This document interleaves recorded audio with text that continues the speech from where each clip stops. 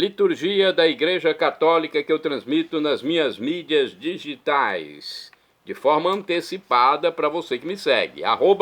Paulo Roberto Maciel, Maciel 7919 no YouTube, Paulo Roberto Maciel 6 no Instagram. É um prazer ter você aqui. Neste vídeo, a liturgia referente ao dia 27 de julho de 2026, segunda-feira, 17ª semana do Tempo Comum no ano litúrgico A. A cor dos paramentos litúrgicos é verde, conforme eu estou simbolizando aqui com este lenço.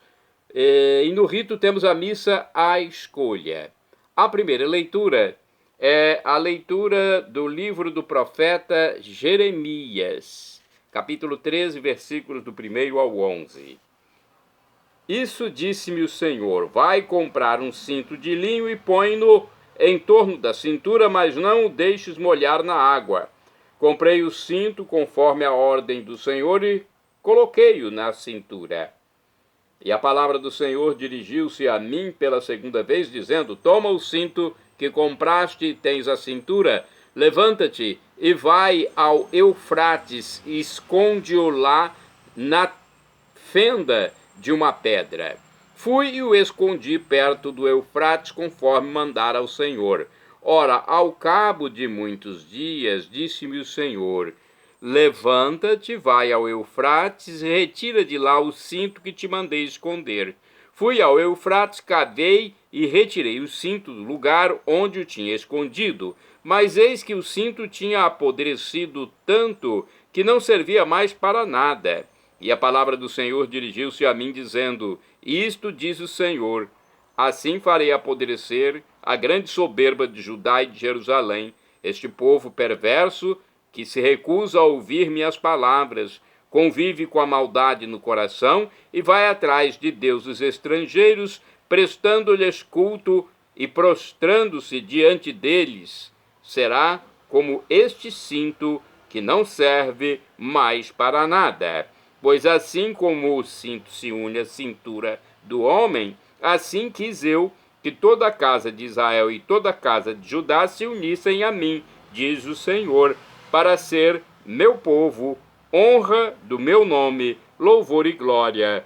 Mas não ouviram. Palavra do Senhor, graças a Deus. Agora é o Salmo responsorial. É o Salmo de resposta, que foi retirado do livro do Deuteronômio, capítulo 32, versículos do 18 ao 19, 20, 21, refrão 18a. Esqueceram o Deus que os gerou. Repitamos: esqueceram o Deus que os gerou.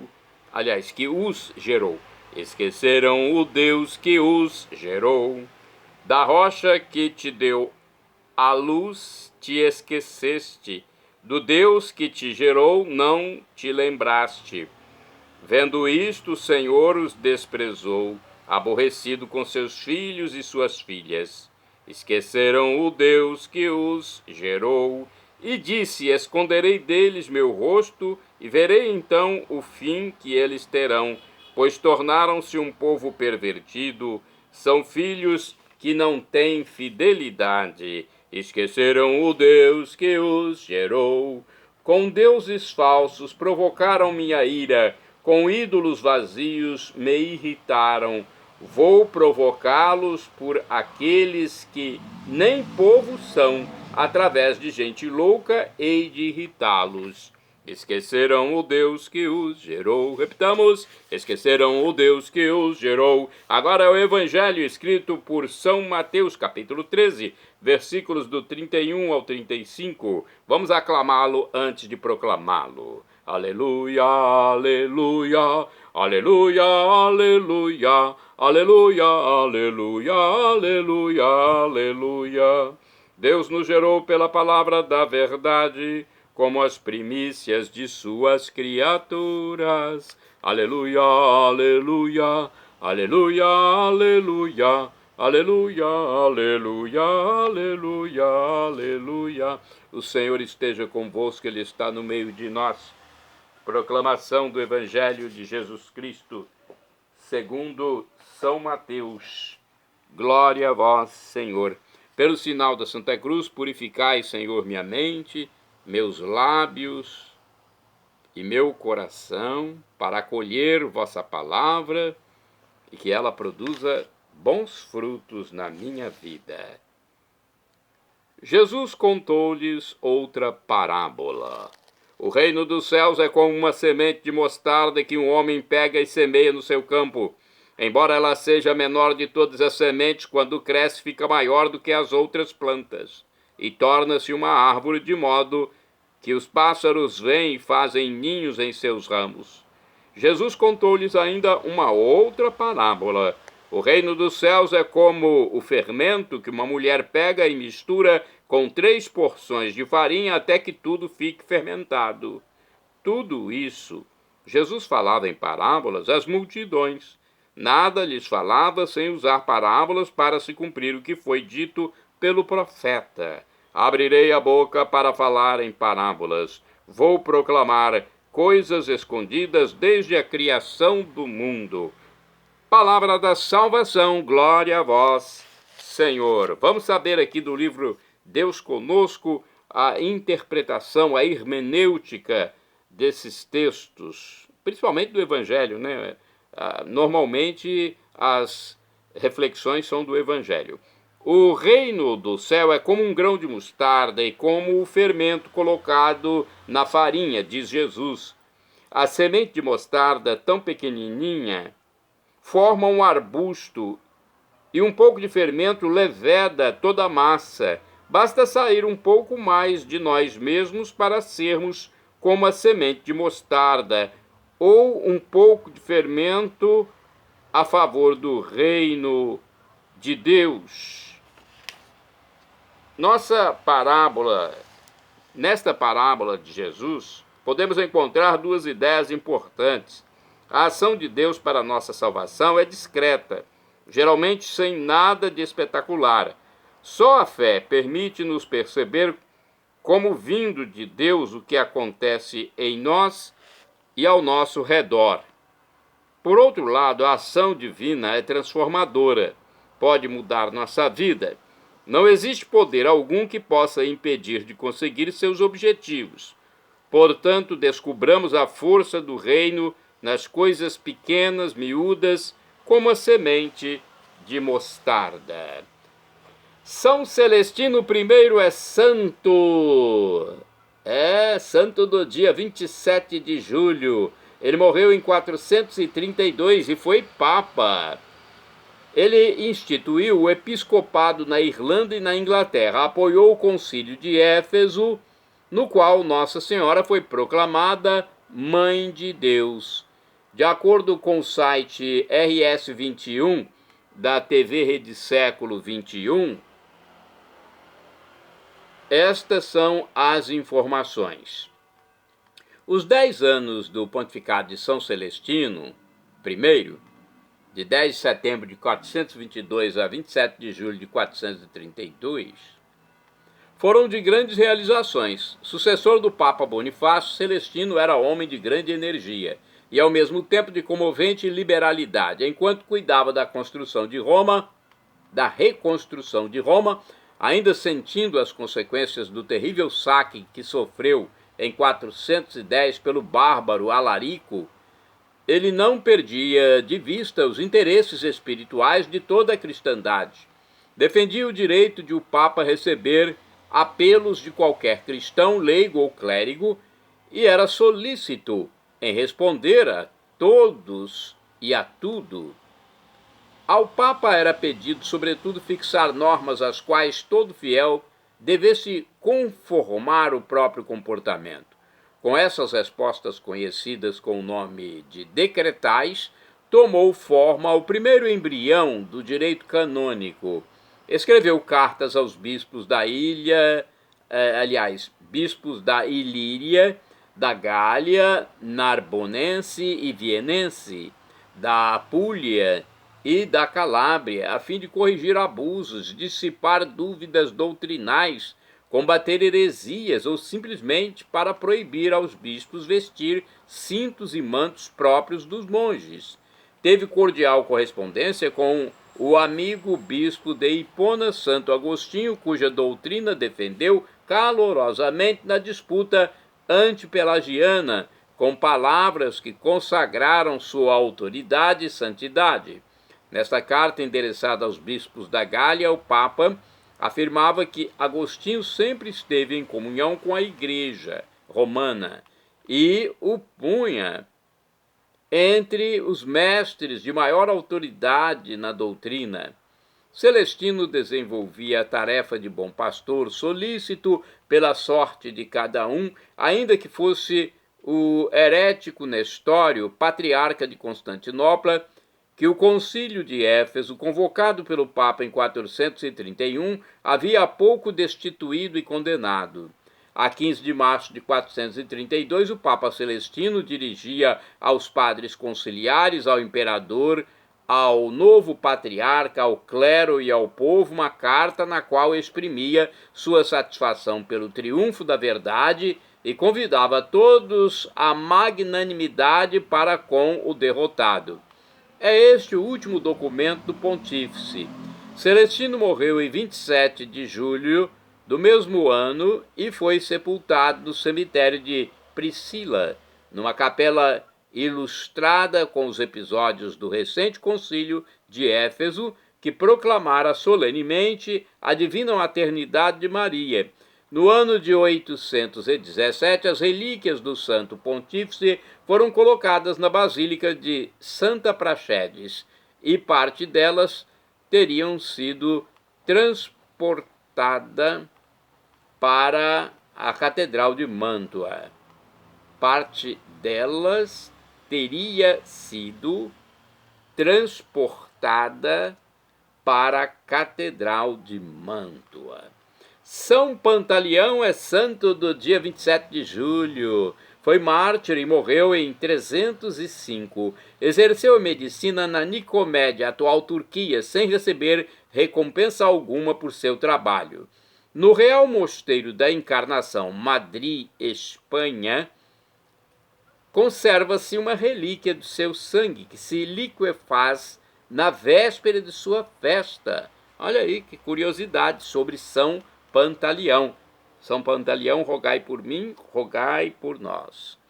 São Simeão Estilita, monge, é santo do dia 27 de julho, morreu em 459.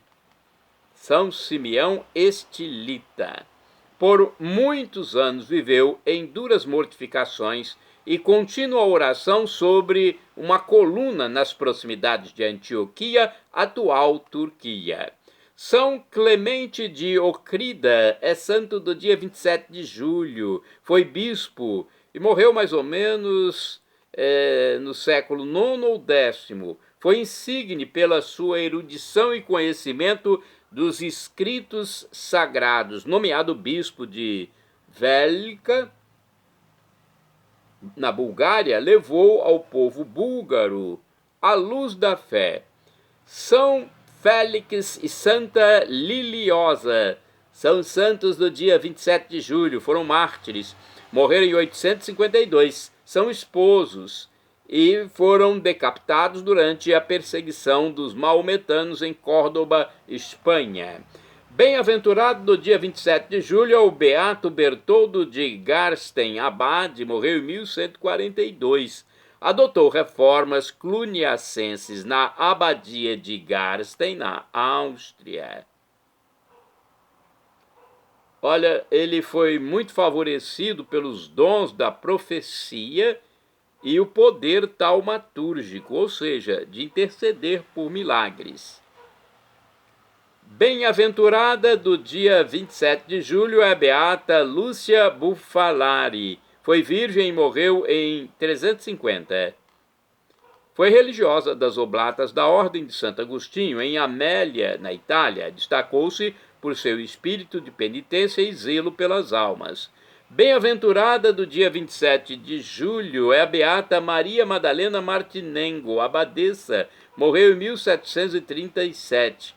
De família nobre, entrou como religiosa no convento capuchinho de Brescia. Foi favorecida com fenômenos místicos e deixou escritos que revelam sua incomum espiritualidade. De acordo com o site clarissas.net.br, Maria Madalena Martinengo nasceu em 4 de outubro de 1687 em Brescia, na Itália. Era filha do conde Leopardo III, da nobre família Martinengo de Barco, e de Margarida Secchi, dos condes Secchi de Aragão, parente de São Luís Gonzaga. Quando nasceu, era tão pequenininha que se chegou a pensar que morresse em breve. No batismo recebeu o nome de Margarida, mesmo nome da mãe. Superou a crise e cresceu bem, mas a mãe definhou lentamente e faleceu a 2 de abril de 1688. A pequena cresceu melancólica e pálida. Somente com a idade de 5 anos, seu rostinho ficou mais corado, indicando a melhora de sua saúde. Ficou aos cuidados de Isabella Marassi, fina educadora que lhe ensinou as letras até o latim, mas sobretudo o temor do Senhor Deus. Com 7 anos já fazia mortificações. Aos 10 anos entrou num colégio de Santa Maria dos Anjos para uma educação mais adequada ao seu alto nível social e fez a primeira comunhão. Em 1699, atenção, em 1699, passou um tempo no mosteiro beneditino de Santo Espírito. Com 13 anos fez o voto de virgindade e experimentou desde então uma aridez espiritual que durou muitos anos. O pai quis um bom casamento para a filha e os irmãos a vestiram elegantemente para apresentá-la à sociedade. A escolha para as capuchinhas aconteceu depois de uma visão. Sua vida é toda extraordinária. Mandou chamar o pai e começou a grande luta. Tinha 17 anos, rica, muito bela, culta. Foi obrigada a entrar em contato com a sociedade de alto nível. O pai a levou por várias cidades italianas. Em Veneza, obrigada a visitar famílias ricas, recebeu mais ofertas de casamento. Para dificultar ainda mais, morava na casa do tio, inimigo de qualquer vocação religiosa. Numa noite, enquanto estava em seu aposento, após voltar de uma festa, pegou a caneta e um papel para escrever ao pai pedindo que aceitasse seu pedido e sua resolução.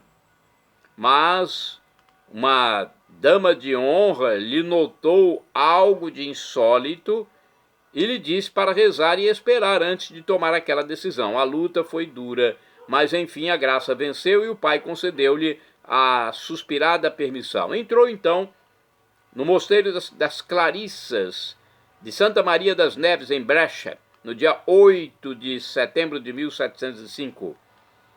É uma história longa, hein? Seguiu-se o ato da vestição, pelo qual a linda jovem recebeu com o hábito o nome de Maria Madalena. No início foi uma vida retirada e austera, pela qual não sentiu a mínima atração e chegou a pensar que tinha errado a vocação. Surgiram tentações na clausura e, como se não bastasse, teve que enfrentar a incompreensão do confessor pouco esperto nos misteriosos caminhos das almas privilegiadas. Dele nunca recebeu conselhos que a tranquilizassem. A mestra das noviças era de caráter duro e de uma severidade exagerada. Na infundada convicção de que Madalena guardasse no coração sentimentos de orgulho por sua nobre origem, infligiu-lhe contínuas mortificações e humilhações. Madalena, disposta a antes morrer do que transgredir uma só prescrição da regra, nas orações da noite chorava e prometia a Jesus fidelidade, redobrando de penitências para obter a perseverança. No fim do ano de provação, a mestra das noviças elaborou um relatório demonstrando problemas com ela. Mas olha que sofrimento, hein? É uma história longa, ainda tem muito mais, mas graças a Deus ela foi beatificada em 8 de junho de 1900.